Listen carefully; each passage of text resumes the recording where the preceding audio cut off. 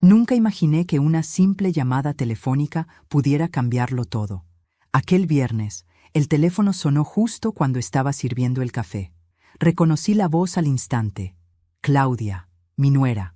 No la oía desde hacía casi un año, desde aquella discusión en la que mi hijo, Julián, me gritó que dejara de meterme en su vida. Desde entonces, el silencio se volvió costumbre entre nosotros. Por eso, cuando escuché su voz dulce, casi fingida, diciendo: «Mamá Rebeca, quiero invitarla a cenar. Es hora de hacer las paces», sentí algo extraño en el pecho, una mezcla de sorpresa, alivio y desconfianza. Respiré hondo antes de responder. «¿Una cena?» «Sí», insistió ella. «Julián y yo pensamos que es momento de dejar el pasado atrás. Cocinaré su platillo favorito». Ese detalle me desconcertó. No recordaba haberle contado jamás cuál era mi comida preferida. «Será un gusto verte, hija», le dije, casi sin reconocer mi propia voz. Cuando colgó, me quedé mirando el teléfono con el corazón encogido. Pero antes de continuar, quiero hacerte una invitación muy especial. Suscríbete al canal y deja tu me gusta. Esto me ayuda a ver que me apoyas y disfrutas de mis historias. Y comenta aquí abajo desde qué ciudad nos estás viendo. Ahora, continuemos.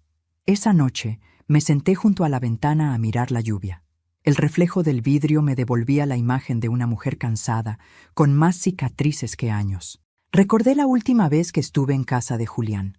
La tensión, las miradas, el frío en el aire aunque fuera verano. Claudia apenas me habló aquella tarde. Solo me observaba con una sonrisa educada y una mirada de piedra. Mi hijo, en cambio, evitaba cruzar palabras, como si temiera que cualquier frase fuera un detonante. Yo sabía que Claudia había cambiado a Julián. Lo había vuelto distante, controlado, ajeno. Por eso, la invitación me sonaba a trampa o milagro. Y como toda madre, preferí creer en el milagro. Pasé el día limpiando la casa, preparando un pequeño obsequio, un álbum de fotos de Julián cuando era niño.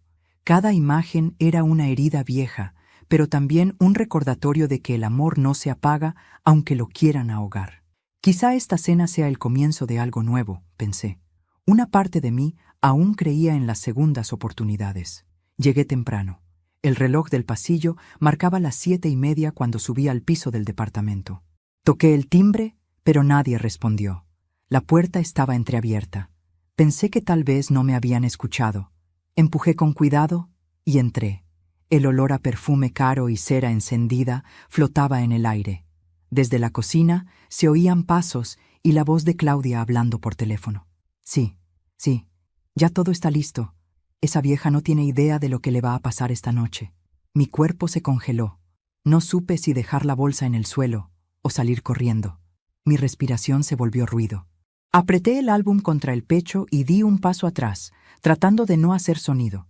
Claudia seguía hablando. «Te aviso apenas ella llegue. No te preocupes, lo tengo todo controlado». El mundo pareció detenerse. Mi primera reacción fue pensar que escuché mal, pero su voz no dejaba lugar a dudas. Esa vieja no tiene idea de lo que le va a pasar esta noche. ¿De quién hablaba? Sino de mí. Salí despacio, sin cerrar la puerta. Bajé las escaleras deprisa, con las manos temblando. Afuera, la lluvia había vuelto. Corrí sin rumbo, mojándome el rostro con lágrimas y agua al mismo tiempo. Caminé durante horas, o eso me pareció. No tenía dónde ir. Mis hermanas vivían lejos, y mis amigas ya no eran parte de mi vida desde que Julián se casó. Me refugié bajo el toldo de una tienda cerrada, intentando ordenar mis pensamientos. ¿Y si me había equivocado? ¿Y si no hablaba de mí? Pero la frase, repetida una y otra vez, sonaba como una sentencia. Pensé en llamar a Julián. Mi corazón quería hacerlo, pero mi razón me detuvo. Si él estaba involucrado, ¿qué le diría? ¿Que había escuchado a su esposa planear algo contra mí? Se reiría. Me llamaría paranoica. Ya lo había hecho antes. La noche se volvió más fría. En medio de mi desesperación, recordé que Claudia trabajaba en una aseguradora y que hacía un mes había preguntado, de la nada, si yo aún conservaba el testamento de mi difunto esposo. Por precaución, había dicho. El miedo se convirtió en certeza. Volví a casa con los pies empapados y el alma en ruinas. Encendí la luz del comedor, me quité el abrigo y me senté frente al álbum. Las fotos me miraban como testigos mudos. Julián de niño, riendo, abrazándome. ¿En qué momento se había convertido en alguien que podía permitir esto? O peor aún, ¿en qué momento había dejado de ver quién era su madre? Me serví un té para calmarme, pero la taza temblaba entre mis manos. No podía dejar de pensar en esa voz, esa frase. Esa vieja no tiene idea de lo que le va a pasar esta noche. Miré el reloj. Eran las 10:15. La cena debía haber comenzado sin mí. ¿Habían notado mi ausencia? ¿La estaban celebrando? Esa pregunta me atravesó como un cuchillo. La rabia desplazó al miedo. Me limpié las lágrimas, me puse el abrigo y tomé mi bolso. No voy a esconderme, dije en voz alta, mirándome al espejo. Si quieren jugar conmigo, lo harán frente a frente. Salí de casa y caminé de nuevo hacia el departamento, con el corazón latiendo en los oídos. Subí las escaleras con cautela. La puerta seguía entreabierta. Las luces del comedor estaban encendidas. Se oía música, risas, copas. Todo parecía normal. Apreté el picaporte con los dedos fríos. Lo giré despacio y abrí la puerta. Entré sin hacer ruido. El aroma del vino y del asado llenaba el aire. Di 2 pasos. Entonces miré hacia atrás y lo que vi me heló la sangre. Cuando miré hacia atrás, el pasillo estaba vacío, pero juraría que una sombra se movió detrás de la puerta de la cocina. El corazón me golpeaba tan fuerte que apenas podía respirar. Di un paso atrás, sin apartar la vista de aquella silueta difusa. El aire olía a vino y a perfume floral, pero también a algo más, algo metálico, como si hubiera sangre. Me acerqué despacio. Escuché risas al fondo, la voz de mi hijo, luego la de Claudia, suave, melosa, falsa, el sonido de las copas chocando. Entonces vi el cuchillo sobre la mesa del comedor. Brillaba bajo la luz amarilla, recién lavado, y al lado un sobre blanco con mi nombre escrito, para mamá Rebeca. Sentí que el suelo desaparecía bajo mis pies. Di un paso más y oí cómo alguien se acercaba. No tuve tiempo de pensar. Salí corriendo hacia el pasillo, dejando el sobre atrás. Abrí la puerta y bajé las escaleras casi sin tocar los peldaños. El aire helado de la calle me golpeó el rostro. Corrí hasta la esquina, con las manos temblando y el alma a punto de desbordarse. No sabía a dónde ir. Solo sabía que no podía volver. Todavía. Caminé sin rumbo durante varios minutos hasta que mis piernas me obligaron a detenerme. Me refugié en una parada de autobús vacía. La lluvia empezaba a caer con fuerza, y el cielo se había vuelto del mismo gris opaco que sentía en el pecho. No podía dejar de pensar en lo que había escuchado y en lo que acababa de ver. ¿Era real? ¿O mi mente me estaba jugando una mala pasada? Claudia siempre había sido calculadora, sí, pero también sabía fingir cariño cuando le convenía. Después de la muerte de mi esposo, ella fue la primera en ofrecerse a ayudarme con las cuentas. Durante años se encargó de manejar los papeles de la herencia. Yo, ingenua, lo permití. Confiaba en mi hijo y, por extensión, en ella. Creí que ese era el modo correcto de mantener la familia unida. ¡Qué ironía! Esa confianza era ahora la cuerda que me asfixiaba. El agua de la lluvia me empapaba los zapatos. Me temblaban los dedos. Saqué mi teléfono para llamar a alguien, pero no supe a quién. ¿A la policía? ¿Y decir qué? Creo que mi nuera planea hacerme daño. Sonaría ridículo. Además, ¿y si estaba equivocada? La mente me empezó a jugar con recuerdos viejos. Recordé la primera vez que vi a Claudia, el día en que Julián me la presentó. Traía un vestido azul, el cabello suelto y esa sonrisa encantadora que podía convencer a cualquiera. Pero sus ojos nunca sonreían. Desde ese instante sentí algo, una incomodidad silenciosa. No porque fuera mala, sino porque era demasiado perfecta, demasiado atenta, demasiado dulce, demasiado todo. Las personas así siempre esconden algo. Después vinieron las sutilezas, las bromas en doble sentido, las insinuaciones. «Ay, suegra, qué lástima que usted no entienda de inversiones. Julián y yo sí sabemos mover el dinero». O aquel día en que se refirió a mí como una carga emocional para el pobre Julián. Siempre sonreía cuando lo decía, como si el veneno no contara cuando se servía con buena dicción. Y ahora todo tenía sentido. Esa cena no era reconciliación, Era una emboscada, una puesta en escena para algo que aún no lograba comprender. Me quedé un rato más en la parada, mirando los autos pasar. El viento helado me hacía lagrimear. Un señor mayor se acercó con paraguas y me ofreció refugio bajo el techo. ¿Está bien, señora?, preguntó con amabilidad. Sí, solo me mareé un poco, mentí. No debería estar sola a esta hora. Ya me voy a casa. Gracias. Esperé a que se marchara y crucé la calle. El instinto me pedía no regresar, pero la curiosidad, esa maldición que tenemos las mujeres que amamos demasiado, me empujó de vuelta.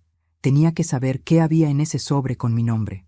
Cuando llegué al edificio, las luces del pasillo estaban apagadas. Todo estaba en silencio. Me acerqué a la puerta del departamento con cautela. La música había cesado. Solo se oía el goteo del fregadero. Empujé la puerta apenas lo necesario para ver adentro. El sobre ya no estaba sobre la mesa, ni el cuchillo ni el vino, solo 2 copas vacías y un ramo de flores marchitas. Llamé en voz baja. ¿Claudia? ¿Julián? Nadie respondió. Di un paso más y sentí algo crujir bajo mis pies. Era un pedazo de cristal. Me agaché. Era parte de una copa rota. El suelo estaba mojado. No supe si de vino o de algo peor. Me giré y vi algo que me heló el alma. El retrato de boda de Julián y Claudia, roto en 2, tirado en el suelo. La cara de mi hijo había sido cortada con una navaja. Y sobre el marco, con marcador rojo, alguien había escrito: tarde o temprano, todo se paga. El pánico me paralizó. Salí corriendo, bajé las escaleras y no paré hasta llegar a la esquina. El corazón me latía como si quisiera escapar del pecho. Me apoyé en un poste, intentando recuperar el aire. Entonces, el teléfono vibró en mi bolsillo. Era un mensaje desconocido. Si aprecias tu vida, no vuelvas a ese lugar. Todo está en marcha. Sentí que las piernas me fallaban. Miré a mi alrededor, buscando rostros entre las sombras, pero la calle estaba desierta. Solo el sonido de la lluvia, insistente, interminable. No respondí. Apagué el teléfono y comencé a caminar en dirección opuesta, sin rumbo, sin sentido, solo con una certeza clavada en el pecho. Alguien quería verme muerta. Esa noche no volví a mi casa. Dormí en una pensión barata, en el centro. El colchón era duro, el aire olía a humedad, pero al menos podía cerrar los ojos sin temer que alguien entrara por la puerta. Me quedé mirando el techo durante horas, repasando cada detalle. La voz de Claudia, el cuchillo, el sobre, el mensaje. Nada encajaba todavía, pero intuía que no se trataba solo de odio familiar. Era algo más grande, algo preparado con tiempo, una trampa perfecta, en la que yo no debía morir, sino ser acusada. El sueño me venció al amanecer, y antes de dormirme, susurré para mí misma: si creen que me voy a dejar destruir, no me conocen. La mañana siguiente desperté con el corazón aún desbocado. El reloj marcaba las 9 y el sonido del tráfico en la calle me devolvió a la realidad. Durante unos segundos no supe dónde estaba. El olor a humedad de aquella habitación alquilada me recordó la noche anterior. La voz de Claudia, el cuchillo, el sobre, el mensaje anónimo. Todo seguía ahí, grabado en mi mente como una pesadilla que no se disolvía con la luz. Tomé un sorbo del té frío que había dejado en la mesita y mientras lo hacía, supe lo que tenía que hacer. No podía quedarme escondida. Si quería entender qué tramaban contra mí, debía volver. Pero esta vez no como la madre ingenua que esperaba afecto, sino como una mujer que había visto el rostro del peligro. Me duché, me vestí con ropa sencilla, pantalón oscuro, blusa beige, y guardé en mi bolso algo que siempre me acompañaba desde que enviudé. Un rosario, no por fe, sino por costumbre. El tacto de las cuentas frías entre los dedos me daba una extraña sensación de control, de conexión con algo más allá del miedo. Salí de la pensión y caminé hasta la parada del autobús. Cada paso era un diálogo interno entre el temor y la determinación. Ve, pero no hables mucho. Sonríe, pero observa. Escucha, Rebeca. Escucha. Cuando llegué al edificio, el portero, un muchacho joven que apenas conocía, me miró con extrañeza. ¿Otra vez por aquí, señora Aguirre? Sí, dije con naturalidad. Mi nuera me invitó a cenar anoche, pero tuve que irme antes de tiempo. Quedamos en vernos hoy. El chico asintió, sin sospechar nada. Subí los escalones con el corazón latiendo en el cuello. Al llegar a la puerta, respiré hondo y toqué el timbre. Claudia abrió casi de inmediato. Su rostro mostraba sorpresa y una sonrisa que no llegaba a los ojos. Mamá Rebeca, qué alegría verla. Pensé que se había arrepentido anoche. Tuve un mareo, mentí. No quise preocuparlos. Oh, no se preocupe, lo entendemos. Pase, por favor. La casa estaba impecable, como siempre. Olor a lavanda, velas encendidas, una música suave. Todo perfectamente calculado para parecer normal. Demasiado normal. Julián salió del pasillo con los brazos abiertos. Mamá, no sabes cuánto me alegra verte. Su abrazo fue cálido, pero breve, casi mecánico. Me miró a los ojos, y por un instante creí ver culpa o miedo. No supe distinguirlo. Nos sentamos a la mesa. El mantel era nuevo, los cubiertos brillaban, y el vino tinto esperaba servido en 3 copas. Yo observaba cada detalle, cada movimiento. Claudia hablaba sin parar, contándome anécdotas triviales sobre el trabajo, sobre lo mucho que Alma, mi nieta, estaba creciendo, sobre los planes de vacaciones. Todo tan perfectamente casual que resultaba sospechoso. Tomé el vaso entre mis dedos, pero no bebí. El vino tenía un aroma fuerte, distinto. Mientras ellos reían, fingí un pequeño movimiento torpe y dejé que una gota cayera sobre el mantel. El líquido dejó una mancha oscura. Claudia se apresuró a limpiar con un gesto nervioso. No se preocupe, dijo. Soy torpe también a veces. Torpe. La palabra resonó en mi cabeza. Ella no lo era. Nada en ella lo era. A mitad de la cena, Alma apareció en pijama. Abuela, dijo con voz somnolienta, ¿por qué anoche papá y mamá discutían tan fuerte? Claudia la miró con una sonrisa congelada. Ve a tu cuarto, cariño. Pero la niña siguió hablando. Yo escuché cuando papá dijo que no quería que te pasara nada, abuela. Y mamá le dijo, ya es tarde, todo está hecho. El silencio se volvió un cuarto personaje en la mesa. Mi corazón empezó a latir tan rápido que temí que se notara. Claudia intentó disimular. Los niños inventan cosas, ya sabes, dijo entre risas forzadas. Yo asentí, fingiendo calma, mientras por dentro sentía cómo el mundo se desmoronaba. Alma se acercó y me abrazó por detrás. No te vayas, abuela, susurró al oído. No quiero que te pase nada. Mi cuerpo se estremeció. La abracé con suavidad, sin dejar que Claudia viera mis lágrimas. Después de la cena, Claudia insistió en que me quedara un rato más. Podemos tomar un café, o un licor si prefiere. Gracias, hija, pero mañana tengo que madrugar. Oh, vamos, solo un momento. Noté la insistencia, y eso me confirmó todo. Ella no quería que me fuera. No todavía. Saqué el pañuelo de mi bolso, fingí limpiar mis labios, y mientras lo hacía, toqué con los dedos la cámara diminuta que había escondido entre las costuras de mi cartera. Había comprado ese artefacto hacía un año, por recomendación de una vecina que vivía sola. Nunca imaginé que llegaría a usarlo así, pero esa noche lo hice. Claudia trajo el café. Julián se levantó para contestar una llamada. Mientras él estaba fuera de la habitación, ella se acercó con la bandeja. Su voz cambió. Ya no sonaba dulce, sino baja, afilada. «Así que volviste, ¿eh?», susurró, sonriendo sin mirarme. «No sabes cuánto me alegra». Me quedé quieta. Ella colocó la taza frente a mí, con un gesto lento. «Este café lo preparé especialmente para usted. Es inolvidable». Sus ojos brillaron con algo oscuro. Por un segundo, pensé que iba a hacerlo ahí, frente a mí, sin miedo, sin esconderse. Pero se limitó a tomar asiento, cruzando las piernas con elegancia. Yo apoyé mis manos sobre la mesa, sin tocar la taza. «¿Por qué tanto esfuerzo por reconciliarte conmigo, Claudia?», pregunté con suavidad. «Porque usted es la madre de mi esposo, y eso la hace importante», respondió con una sonrisa envenenada. «Y porque las cuentas deben saldarse, tarde o temprano». Esa frase, la misma que había leído escrita con marcador rojo sobre el retrato roto. Mi sangre se heló. Julián regresó en ese momento, y ella cambió el tono como si nada. «¿Ya está todo listo, amor?», preguntó ella, fingiendo dulzura. Él asintió, pero no respondió. Yo lo miré, y algo en su expresión me confirmó lo que ya temía. Él también sabía. La cena terminó entre sonrisas tensas. Me ofrecieron llevarme a casa, pero rechacé. Preferí caminar. Necesitaba aire, distancia y pensar. Esa noche, mientras regresaba a mi pequeño apartamento, supe que ya no se trataba solo de supervivencia. Era algo mucho más grande, un plan cuidadosamente elaborado para borrar mi existencia y quedarse con todo lo que me pertenecía. Y mientras caminaba bajo las luces amarillentas de la calle, una idea se abrió paso en mi mente, tan clara como el dolor que sentía. Si ellos tenían un plan, yo también podía tener uno.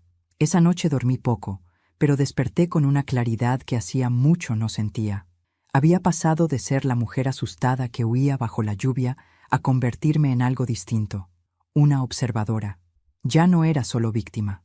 Ahora tenía un propósito: descubrir la verdad. Y lo haría sin gritos, sin confrontaciones, con paciencia, porque a veces la mejor venganza no es la ira, sino la inteligencia. Me preparé un café amargo y abrí la libreta donde durante años había escrito recetas, fechas y números de teléfono. En esas páginas de papel envejecido comenzó mi contraataque.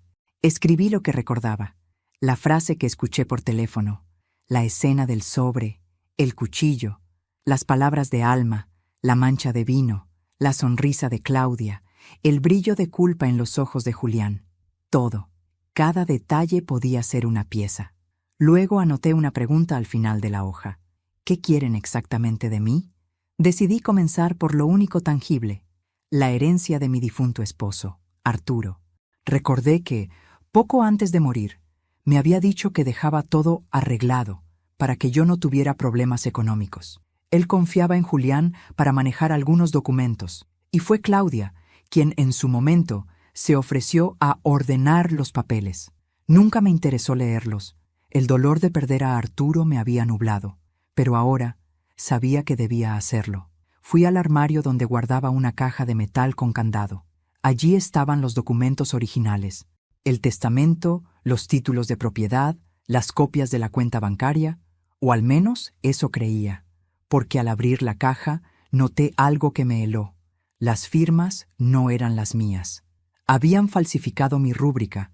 El trazo era perfecto, pero no el pulso. Mis letras eran suaves, casi redondeadas. Estas, en cambio, tenían fuerza y prisa. Quien lo había hecho conocía bien mi escritura, pero no mi alma. Revisé los papeles uno por uno. Entre ellos encontré un contrato reciente con el nombre de Julián como representante legal. La fecha coincidía con el mes en que dejé de recibir el depósito mensual de la cuenta conjunta. Era claro, me estaban despojando poco a poco, como quien vacía una casa sin romper nada para no despertar sospechas. Llamé a mi vieja amiga Teresa, abogada jubilada, la única persona en quien aún confiaba. Nos conocíamos desde jóvenes. Había estado a mi lado cuando Arturo enfermó. Le pedí que viniera sin contarle demasiado. Cuando llegó, notó enseguida mi agitación. «¿Qué sucede, Rebeca? Estás pálida». Le mostré los documentos. Ella los revisó con la paciencia de quien ha visto demasiados fraudes disfrazados de amabilidad. «Esto es grave», dijo al fin. «Aquí hay falsificación y abuso de confianza. ¿Puedo denunciarlos?» «Sí, pero necesitas pruebas sólidas, algo más que sospechas o firmas dudosas. Entonces las buscaré. No te precipites. Ellos no saben que sabes. Mantén la calma y observa». Su consejo fue simple, pero valioso. Fingir normalidad, mientras grababa cada palabra, cada gesto. Esa misma tarde fui al banco. Pedí hablar con el gerente. Le mostré los documentos y expliqué con voz temblorosa que sospechaba de un error. El hombre, educado pero incómodo, me pidió esperar en una sala pequeña. Después de unos minutos, regresó con una carpeta y una sonrisa nerviosa. «Doña Rebeca, aquí dice que usted firmó la autorización de transferencia el mes pasado. ¿Podría mostrarme la firma?», pregunté. Me la enseñó. Era idéntica a la mía, demasiado idéntica, como si la hubieran copiado. En ese instante, una frase de Claudia resonó en mi cabeza. «Las cuentas deben saldarse, tarde o temprano». Supe entonces que no solo querían mi casa o mi dinero. Querían borrar mi nombre, mi existencia legal, mi identidad, y convertir mi vida en su coartada. Regresé a casa con un nudo en la garganta. Encendí la lámpara del comedor y saqué mi cartera. Ahí estaba la pequeña cámara que había usado la noche anterior. Revisé la grabación en mi laptop. El video mostraba la cena, los gestos de Claudia, las frases cargadas de insinuación. Y, lo más importante, la voz de Alma diciendo que sus padres discutían porque ya era tarde, todo estaba hecho. Esa frase era oro puro, la prueba de que algo se tramaba. Guardé la grabación en una memoria USB y la escondí dentro de una vieja figura de porcelana que Arturo me había regalado en nuestro aniversario. Nadie pensaría buscar allí. Esa noche me llamó Julián. «Mamá, Claudia se siente mal por lo de ayer. Cree que malinterpretaste las cosas. No te preocupes, hijo», le dije con calma. «Fue una cena maravillosa». «¿De verdad?» «Sí, estoy muy agradecida». «Me alegra oír eso», respondió aliviado. «Mañana pasaremos a verte. Queremos mostrarte algo importante». Cuando colgó, sentí que las paredes se cerraban a mi alrededor. Mostrarte algo importante. Sabía que esas palabras no presagiaban nada bueno. Si ellos pensaban seguir con su teatro, yo debía adelantarme. Fui al cajón del escritorio y saqué un viejo grabador de voz, uno de esos que mi esposo usaba cuando trabajaba como contador. Lo probé. Funcionaba. Grabé un mensaje, por si algo me ocurría. «Soy Rebeca Aguirre. Si alguien escucha esto, significa que descubrí algo peligroso. Mi nuera, Claudia, y mi hijo, Julián, están falsificando documentos y planean algo más grave. Tengo pruebas guardadas en un lugar seguro. Lo dejé dentro del armario, en un bolsillo oculto de mi abrigo de invierno. Esa madrugada no dormí. Caminaba por la casa en silencio, mirando las fotos familiares en la pared. En una de ellas, Julián tenía apenas 7 años, con una sonrisa enorme y los ojos llenos de ternura. Recordé cómo me abrazaba cuando tenía pesadillas, cómo prometía cuidarme cuando fuera grande. ¿En qué momento dejé de ser su refugio y me convertí en su objetivo? La pregunta me quemaba el alma. Pero ya no podía detener el curso de los hechos. La rueda había empezado a girar, y si ellos creían que me romperían, descubrirían que las mujeres como yo no se quiebran, se transforman. Antes de acostarme, escribí en mi libreta: «Ellos tienen su plan. Yo también tengo el mío. Y mañana comenzará». El amanecer del día siguiente trajo una calma engañosa. Los primeros rayos del sol pintaban mi sala con un brillo cálido, pero dentro de mí no había serenidad. Había solo precisión. Cada pensamiento era una pieza que debía encajar en su sitio. Sabía que ese día vendrían. Sabía que sonreirían, fingirían amor y que me mostrarían algo importante, pero esta vez yo estaría lista. Preparé la mesa del comedor con una meticulosidad casi ritual. 2 copas de vino, una jarra de agua, un plato de galletas que olían a infancia. Nada de extravagancias. Quería que pareciera un encuentro casual, una madre que anhela paz, pero detrás de ese escenario había trampas invisibles. En la esquina, sobre una repisa, escondí la cámara diminuta apuntando hacia la mesa. El grabador de voz estaba activado dentro de una caja de té. El teléfono, cargado y con la opción de grabación automática. No podía permitirme un error. Antes de continuar, respiré profundo y encendí una vela. Le hablé al retrato de mi difunto esposo. «Arturo, si puedes oírme, dame fuerza. No para vengarme, sino para poner fin a esta pesadilla». Luego me miré al espejo. No era la misma mujer que salió corriendo bajo la lluvia días atrás. Era otra, más firme, más lúcida, más peligrosa. Pero antes de continuar, quiero hacerte una invitación muy especial. Dime aquí en los comentarios qué te está pareciendo esta historia hasta ahora y qué harías tú en mi lugar. No te vayas del video, porque lo que viene a continuación te pondrá la piel de gallina. A las 10 en punto sonó el timbre. Mi corazón respondió con un golpe seco. Me limpié las manos en el delantal y abrí la puerta. Allí estaban, Julián y Claudia. Parecían una pareja de portada de revista, tan compuestos, tan falsamente perfectos. Ella traía una caja de bombones, él una sonrisa que no le pertenecía. «Mamá», dijo Julián, besándome la mejilla. «Qué gusto verte». «El gusto es mío, hijo», respondí. Claudia me entregó la caja. «Dulces para endulzar los malos recuerdos», dijo con su tono meloso. Yo asentí y los invité a pasar. Nos sentamos. El ambiente era extraño, denso, como si cada palabra pesara toneladas. Claudia comenzó a hablar. Queríamos mostrarte algo. Abrió su bolso y sacó unos documentos. Son los papeles de la casa. Decidimos ayudarte a regularizarlos. Regularizarlos. La palabra me supo a veneno. Sabía que significaba quitarme lo poco que quedaba a mi nombre. Pero fingí interés. ¡Qué detalle, hija! Yo ya soy mala con los trámites. Lo sabemos, dijo Julián con tono amable. Por eso nos encargamos. Solo falta tu firma. Sonreí. Claro. Pero antes de firmar, quiero brindar por nosotros. Claudia asintió encantada. Llené las copas de vino con movimientos pausados. Por la familia, dije, alzando mi copa. Por los nuevos comienzos, añadió ella.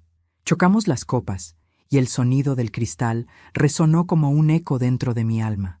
Yo no bebí, solo observé cómo Claudia tomaba un sorbo. Luego, con una sonrisa, dejé la mía sobre la mesa. ¿Y bien?, pregunté.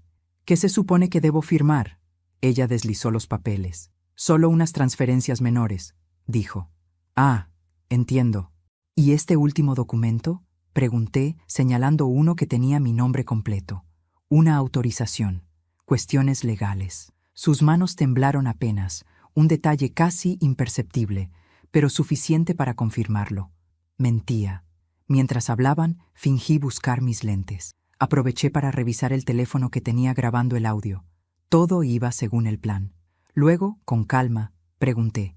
Claudia, hija, ¿recuerdas lo que dijiste aquella noche por teléfono, antes de la cena? Ella se congeló. ¿Qué noche? La noche en que me invitaste. Dijiste que esa vieja no tenía idea de lo que le iba a pasar. Su rostro palideció. Debió ser un malentendido, balbuceó. Claro, los malentendidos son mi especialidad, dije, con una sonrisa que no era sonrisa. Julián me miró confundido. Mamá, ¿de qué estás hablando? De algo que se llama respeto, hijo. Algo que se pierde cuando uno vende su alma por una firma. Hubo un silencio largo. El reloj marcó las 10:20. Afuera, los perros ladraban. Y yo, por primera vez, no tenía miedo. ¿Sabes qué es lo curioso, Claudia? Dije, apoyando las manos sobre la mesa. Que a veces los planes más inteligentes se derrumban con una sola voz. ¿Qué estás insinuando?, preguntó, con el ceño fruncido. Nada, solo que una niña inocente suele hablar más de lo que debería. Su expresión cambió de inmediato. Sabía que hablaba de Alma. Sus labios se apretaron, y en sus ojos brilló algo cercano al pánico. ¿Qué escuchó?, preguntó. Más de lo suficiente. Julián se levantó. «Mamá, estás exagerando». Claudia no quiso decir nada malo. «Lo sé», respondí, «pero las grabaciones no mienten». El color abandonó sus rostros. Yo disfruté unos segundos de ese silencio incómodo antes de continuar. «No se alarmen. Solo quiero que sepan que todo lo que se diga aquí está siendo registrado». Claudia se levantó bruscamente. «Esto es una locura». «Sí, lo es», dije. «Una locura que comenzó cuando intentaron hacerme desaparecer». Julián intentó calmarla, pero ella lo apartó. «Te dije que no confiaras en ella», le susurró con rabia. «Basta», gritó él. Yo permanecí en silencio, observando. A veces, la mejor palabra es la que no se dice. La tensión creció hasta volverse insoportable. Claudia tomó los documentos y los rompió. «¿Quieres pruebas, vieja? No tienes nada». «Al contrario, querida», dije levantándome. «Tengo todo». Fui hacia la repisa y levanté la caja de té. «Aquí está la verdad», dije, señalando el grabador. «Tus palabras, tus amenazas, todo». Ella retrocedió, atónita. Julián me miró con los ojos rojos. «¿Por qué hiciste esto, mamá?», preguntó con voz temblorosa. «Porque ustedes me obligaron. Solo queríamos proteger lo nuestro». «¿Lo vuestro?», reí con amargura. «Todo lo vuestro salió de mí, de mi trabajo, de mi amor, de mi entrega». El reloj marcó las 10:30. Afuera se escuchó el motor de un coche. «¿Esperan a alguien?», pregunté con calma. Claudia me miró sin responder. Fui hasta la puerta y la abrí. El sonido de una sirena policial se acercaba. Claudia palideció. «¿Qué hiciste?», susurró. «Lo mismo que ustedes. Preparé mi cena. Solo que la mía no se sirve con veneno, sino con justicia». Y cuando los agentes entraron, con las luces reflejándose en las paredes, supe que mi trampa había funcionado. Las luces azules de las patrullas iluminaban las paredes de mi sala, tiñendo los retratos familiares con un brillo frío y sin alma. El sonido del radio policial llenaba los silencios que nadie se atrevía a romper. Yo permanecía de pie, apoyada en el respaldo de una silla, con las manos entrelazadas, mientras ellos, mi hijo y su esposa, eran rodeados por 2 agentes. Claudia intentó recomponerse. Su voz, al principio, fue dulce, melosa, casi convincente. «Oficial, esto es un malentendido. Mi suegra está enferma. Últimamente confunde cosas, inventa historias. Mire, tenemos documentos para probar que ella nos entregó todo voluntariamente».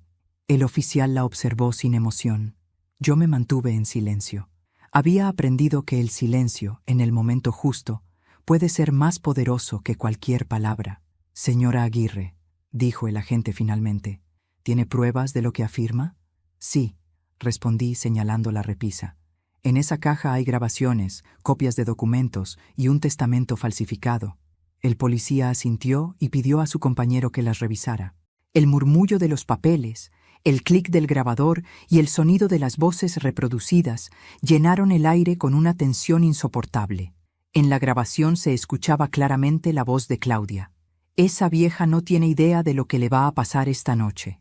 Y luego, la voz de Alma, mi nieta, diciendo que sus padres discutían porque ya era tarde. El agente levantó la mirada. «¿Tiene algo que decir, señora?», preguntó, dirigiéndose a Claudia. Ella respiró hondo y por primera vez perdió el control. Su voz se quebró, su máscara se rompió. «Todo esto fue idea de Julián», gritó, señalándolo con un dedo tembloroso. «Yo solo lo ayudé. Él me obligó». Julián se giró hacia ella, con una expresión de horror. «¿Qué estás diciendo? Tú dijiste que era lo mejor, que había que hacerlo antes de que ella cambiara el testamento». El mundo pareció detenerse. Mis rodillas temblaron. «¿El testamento?», pregunté con voz apenas audible. Julián se quedó callado. Claudia siguió, sin miramientos. «Sí, tu hijo temía que lo dejaras sin nada. Pensaba que ibas a donar la casa. Yo solo lo apoyé. No sé cómo seguí en pie. Sentí que el corazón me latía en los oídos. Miré a Julián, buscando en su rostro una negación, una señal de arrepentimiento, pero solo vi vergüenza. Él no podía sostener mi mirada. «¿Es verdad?», le pregunté. Silencio. «Dímelo, Julián». Yo tragó saliva. «No era así, mamá». «Entonces, ¿cómo era?», insistí. «Teníamos deudas. Claudia perdió su trabajo y yo no sabía cómo decirte que necesitábamos ayuda». Las palabras flotaron como cuchillos en el aire. «¿Y la solución era robarme?», dije con la voz quebrada. «No queríamos hacerte daño», respondió él. «Solo pensábamos que podrías vivir con menos». «¿Con menos?», reí, una risa amarga, casi histérica. «Con menos amor, con menos respeto, con menos dignidad, ¿verdad?». Él bajó la cabeza. Claudia lloraba, pero no por culpa, lloraba por miedo. El miedo de quien ve derrumbarse su propio plan. Los agentes hicieron algunas preguntas más. Luego, mientras esperaban la llegada del supervisor, los dejaron sentados en el sofá, separados. Yo me quedé junto a la ventana, mirando la noche. Afuera, las luces de los coches pasaban como fantasmas, y dentro de mí, algo se apagaba lentamente. Recordé cuando Julián era niño, cómo se escondía detrás de mí cuando tenía miedo de los truenos, cómo me pedía que le contara historias antes de dormir. Y cómo me juró, con apenas 8 años, que siempre iba a protegerme. ¡Qué ironía tan cruel! «Mamá», susurró él desde el sofá. «Perdóname».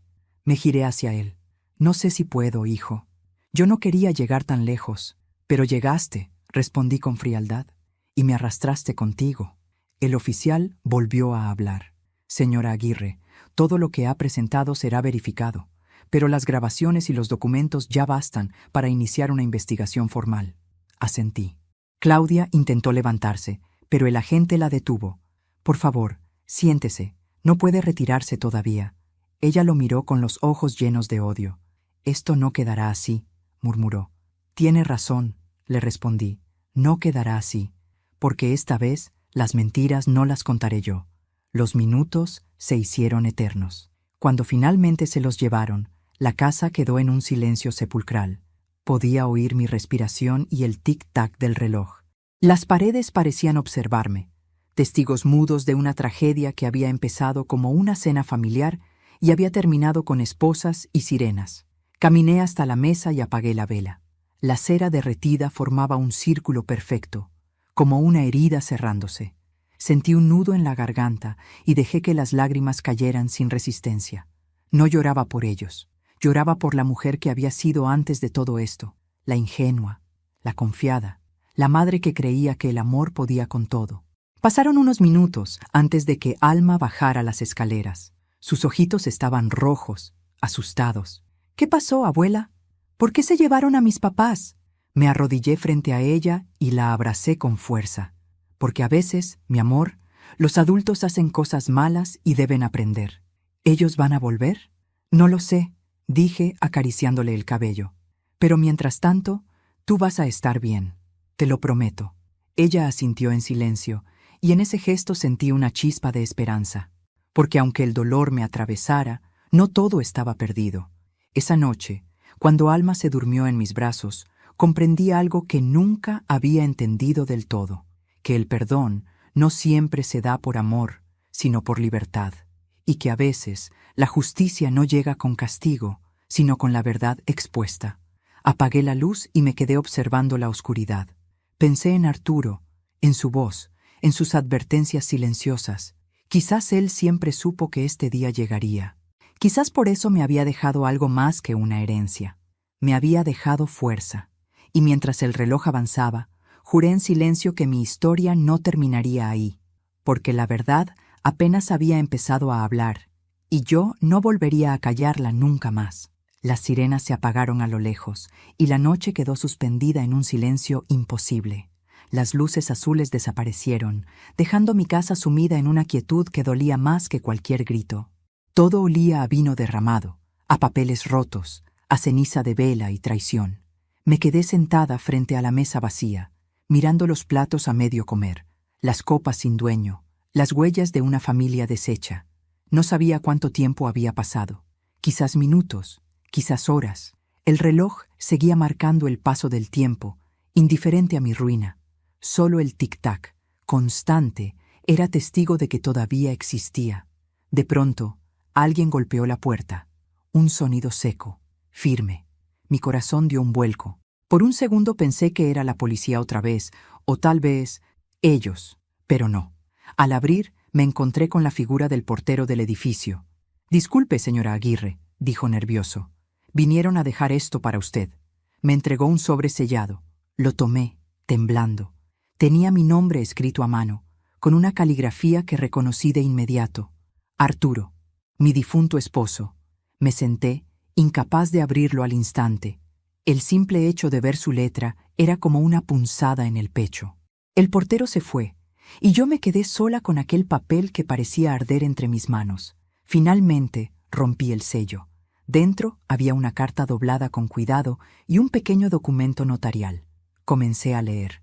«Si estás leyendo esto, Rebeca, es porque ya no estoy. Y si llegaste hasta aquí, es porque descubriste lo que temía, que mi confianza en Julián sería puesta a prueba. No lo juzgues con demasiada dureza. El mundo lo hizo débil, pero sí protégelo de quienes lo manipulan. Claudia no es quien dice ser». Mi respiración se cortó. Seguí leyendo, con los ojos nublados. Antes de conocerte, Claudia vivió un pasado oscuro. Su verdadero nombre es Marina Salcedo y tiene antecedentes por fraude y usurpación de identidad. Julián nunca lo supo, y yo tampoco hasta poco antes de morir. Intenté advertirle, pero ya era tarde. Si algo me pasa, busca al notario Ramiro Estrada. Él sabe la verdad. Sentí que el suelo se abría bajo mis pies. El documento notarial adjunto confirmaba lo imposible. Arturo había modificado su testamento después de la última versión que Claudia me había mostrado, y en esa versión final todo lo dejaba a nombre de Alma, mi nieta. No a mí ni a Julián, a ella.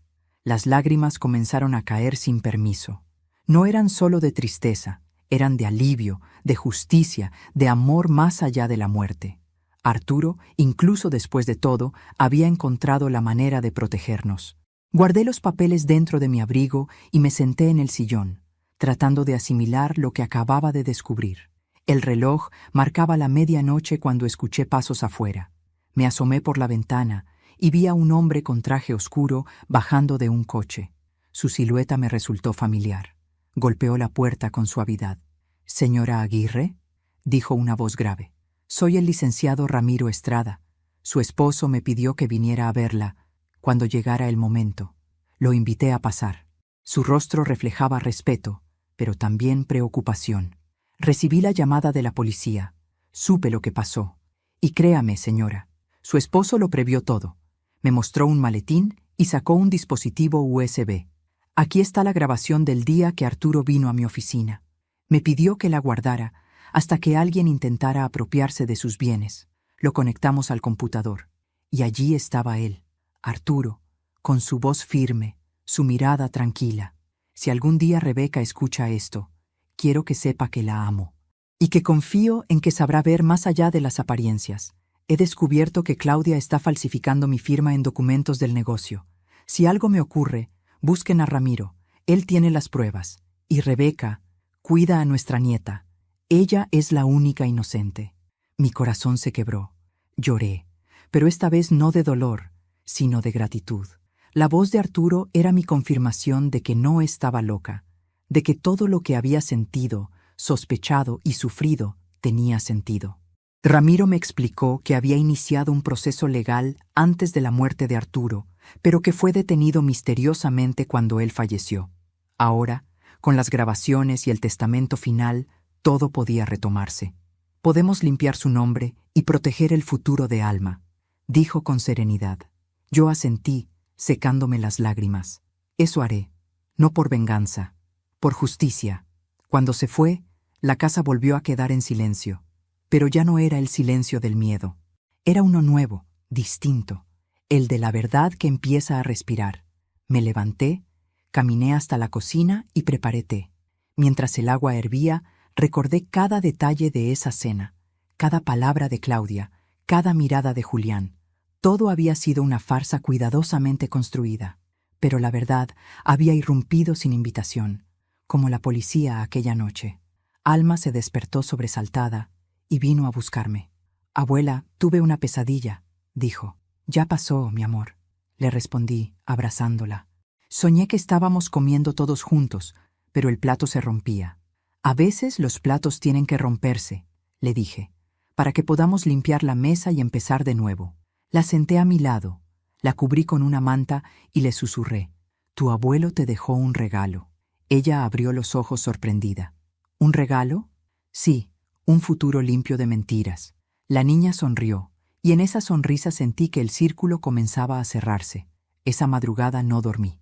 Escribí una carta para mi hijo, sabiendo que, aunque no la leyera pronto, algún día lo haría. «Julián, te amé más allá de tus errores.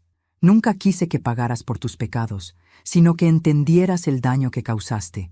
Si algún día decides mirar atrás, recuerda que todavía tienes un hogar, no para justificarte, sino para sanar, porque el amor de una madre, aunque herido, no muere, solo se transforma». La dejé sobre la mesa, junto al sobre de Arturo. La vida había cerrado su ciclo con otro papel, otra verdad, otra herida, y mientras el amanecer teñía el cielo de un gris rosado, supe que el último acto todavía estaba por llegar, porque la justicia se había abierto paso, sí, pero la paz, esa paz que tanto buscaba, aún estaba por alcanzarme. Han pasado 3 meses desde aquella noche, 3 meses desde que la policía se llevó a mi hijo y a su esposa, desde que mi casa quedó vacía y silenciosa. El tiempo, ese juez implacable, ha ido borrando el eco de los gritos, pero no el recuerdo de lo que aprendí. Ahora los días transcurren lentos. El amanecer entra por la ventana y se posa sobre el mantel de flores, el mismo que usé aquella cena. Ya no tiene manchas de vino, pero cada vez que apoyo las manos sobre él, siento que la tela guarda el peso de las verdades que se derramaron aquella noche. A veces me pregunto si todo esto era inevitable. Si el destino tenía que romperme así para mostrarme quién era realmente mi familia, porque hay heridas que solo se abren cuando uno ama demasiado, y traiciones que solo duelen porque el amor las hizo posibles. Alma vive conmigo.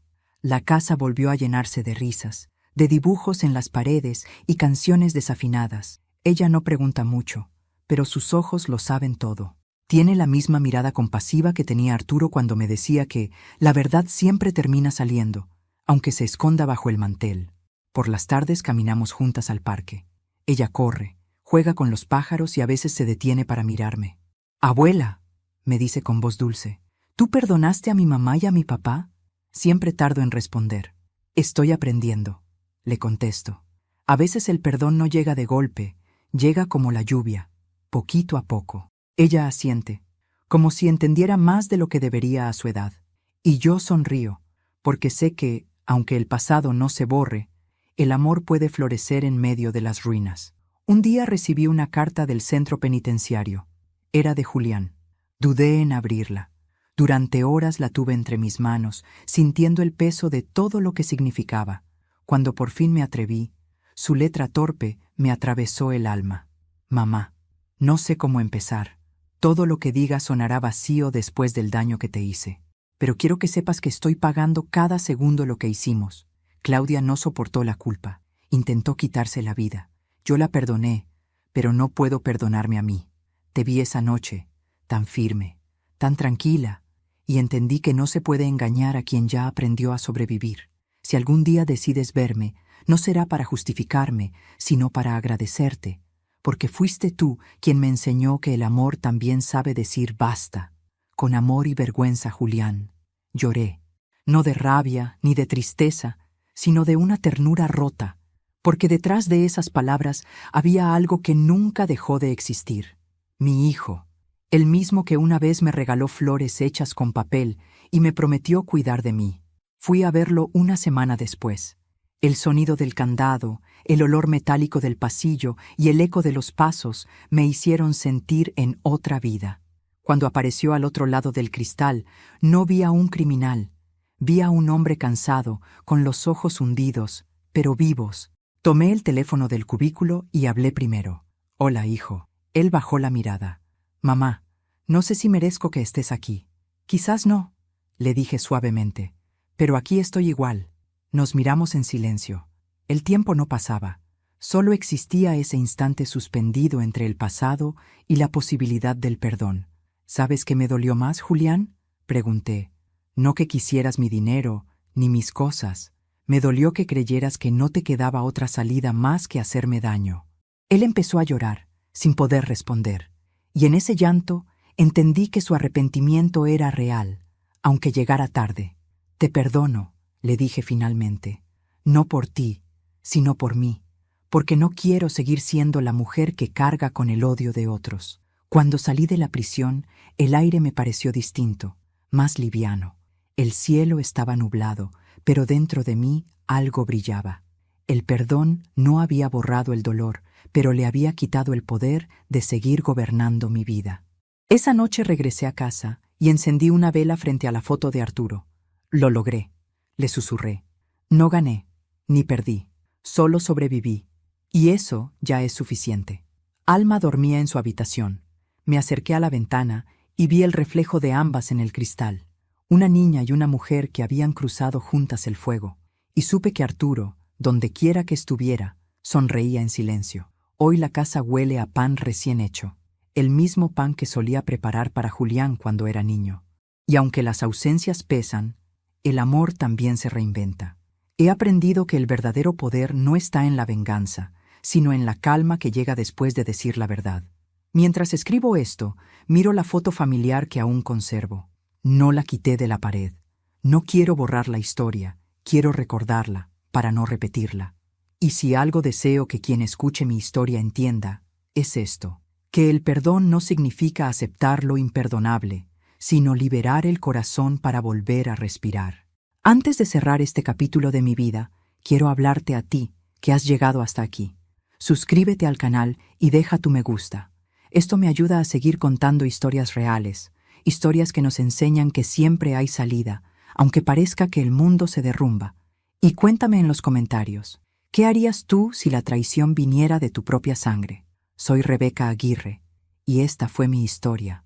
Una historia de dolor, sí, pero también de fe, justicia y perdón. Porque al final, Incluso los corazones rotos pueden volver a latir.